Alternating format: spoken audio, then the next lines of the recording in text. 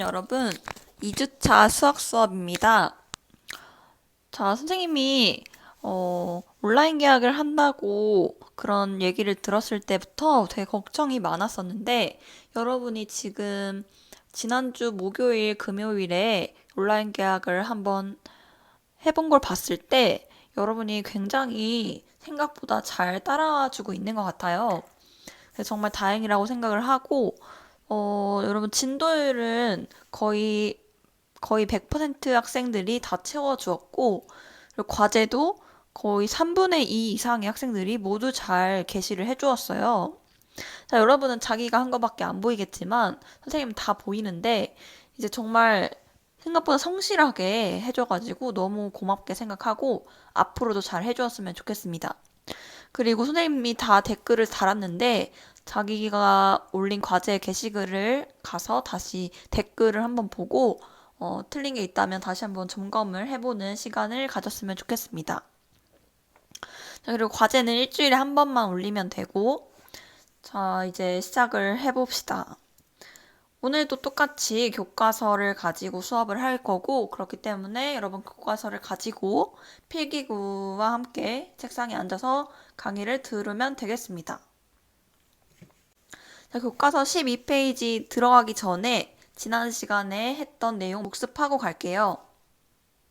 바로 앞장에서 우리가 어떤 내용을 했었냐면, 직각삼각형에서 밑변의 길이와 높이가 각각 1인 삼각형의 빗변의 길이를 알고 싶었어요.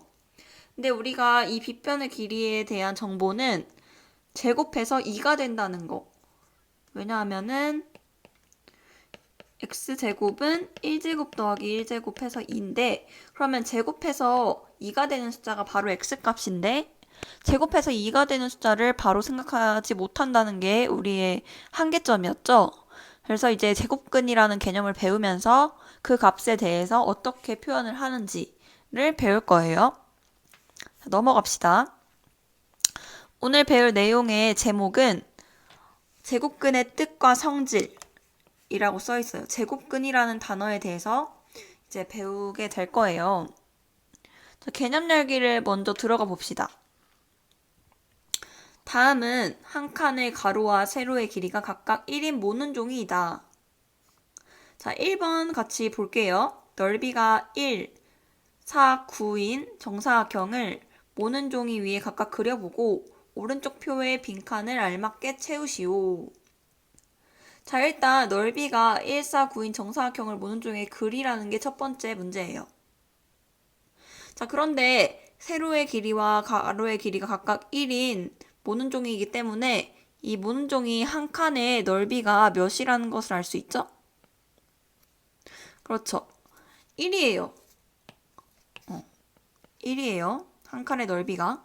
그렇기 때문에 넓이가 1, 4, 9인 정사각형은 각각 한 칸, 네 칸, 9칸으로 이루어져 있는 정사각형을 그리라는 말이죠. 자, 여러분 한번 강의 멈춰 스탑한 다음에 여러분이 직접 해본 다음에 다시 플레이 해주세요. 다 했을 거라고 생각을 하고 진행을 할게요. 먼저 넓이가 1인 정사각형은 한 칸이 애초에 정사각형이니까 이렇게 한 칸으로 이루어져 있는 사각형이 되겠어요. 그 다음에 네 칸으로 이루어져 있는 정사각형은 여러분도 이미 다 잘 했겠지만 이렇게 하면 됩니다. 그 다음에 마지막으로 9칸으로도 이루어져 있는 정사각형은 자, 이렇게 그리면 되겠습니다. 여러분들 다 잘 했을 거라고 생각을 하고 그 다음에 오른쪽 표의 빈칸을 알맞게 채우시오. 자, 여기 빈칸이 있는데 정사각형의 넓이 그리고 정사각형의 한 변의 길이가 비워져 있어요. 자, 우리가 세 개의 정사각형을 그렸는데 각 정사각형의 한 변의 길이를 알아보도록 합시다. 자, 한 변의 길이 한 칸이니까 1 적을게요. 그 다음에 여기는 두 칸이니까 2. 그 다음에 여기는 세 칸이니까 3. 이렇게 차례대로 1, 2, 3이라고 채워주면 되겠죠? 자, 그런데 2번 봅시다. 정사각형의 넓이와 한 변의 길이 사이에는 어떤 관계가 있는지 말하시오. 라는 물음이에요. 자, 잘 봅시다. 여기 우리의 정사각형의 넓이는 뭐죠? 그렇지. 한 변의 길이의 제곱이 바로 정사각형의 넓이에요. 왜냐하면 사각형의 넓이는 가로 곱하기 세로인데 정사각형은 가로와 세로의 길이가 같으니까 제곱을 한 변의 길이를 제곱만 해주면 정사각형의 넓이를 구할 수 있죠. 자, 그러면 1을 제곱해서 1, 2를 제곱해서 4, 3을 제곱해서 9가 되죠.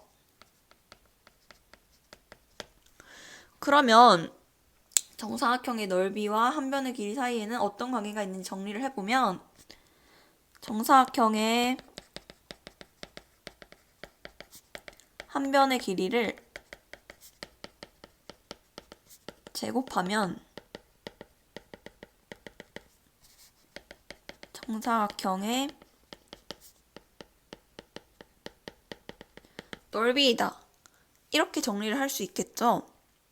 자, 그런데 우리가 한 변의 길이가 주어져 있을 때 제곱을 하면 넓이가 되고, 근데 거꾸로 우리 이 생각열기에서 넓이가 먼저 주어지고 한 변의 길이를 찾아보라고 했어요. 어떻게 보면 제곱의 거꾸로를 구해보라는 것과 같은 의미의 문제였어요. 거꾸로 어떤 걸 제곱했을 때 내가 될까? 자, 이런 문제였는데 일단 쭉 봅시다. 그 아래 내려와 봅시다. 자, 같이 한번 읽어볼게요. 3과 마이너스 3을 각각 제곱하면 9가 된다. 그렇죠. 3 제곱하면 9. 마이너스 3도 제곱하면 마이너스 곱하기 마이너스는 플러스이기 때문에 9가 되죠. 그쵸? 그 다음에 이와 같이 어떤 수 x를 제곱하여 a가 될 때, 즉 x제곱은 a라는 식을 성립할 때 이 x가 a의 뭐라고 하나요? 그렇죠. 제곱근이라고 합니다. 우리가 선생님이 계속 강조했던 제곱근이라는 단어가 드디어 등장을 했는데 제곱근이 바로 뭐냐면 이렇게 어떤 수 x를 제곱해서 a가 된다. 그러면 이 x가 바로 a의 제곱근이라는 거예요. x를 a의 제곱근이라고 한다. 자, 다시 오른쪽으로 보면 3과 마이너스 3을 각각 제곱하면 9가 됐었는데 그러면 이 9가 됐었는데 그러면 3과 마이너스 3이 바로 9의 제곱근이라는 거예요. 그럼 아까 우리 생각열기에서 채웠던 빈칸을 한번 보면 아까 1을 제곱하면 1이 되고 2를 제곱하면 4가 되고 3을 제곱하면 9가 됐는데 거꾸로 그러면 1은 1의 제곱근 중에 하나예요. 그 다음에 이 2는 4의 제곱근 중 하나, 3은 9의 제곱근 중에 하나예요. 쉽게 설명하면 어떻게 보면 제곱근의 반대의 개념이 제곱의 반대의 개념이 제곱근이라는 겁니다. 이해가 가나요? 자, 그 아래에 이제 중요한 내용들이 나오는데 같이 한번 봅시다. 제곱하여 0이 되는 수는 자, 어떤 수를 제곱하면 0이 되죠? 생각해보세요. 그렇죠. 0밖에 없어요. 제곱해서 0이 되는 수는 0밖에 없으므로 0의 제곱근은 0입니다. 또 양수나 음수를 제곱하면 항상 양수가 되므로 음수의 제곱은 생각하지 않습니다. 자, 우리 어떤 수를 제곱했을 때, 즉 자기 자신을 2번 곱했을 때 음수가 되는 경우를 만나본 적이 있나요? 그렇죠. 없어요. 양수 제곱하면 당연히 양수고 음수 제곱해도 음수 곱하기 음수는 양수니까 당연히 양수고 0 제곱하면 0이고 그렇기 때문에 어떤 수를 제곱했을 때 음이 되는 경우는 보지 못했으므로 음수의 제곱근은 생각하지 않기로 합시다.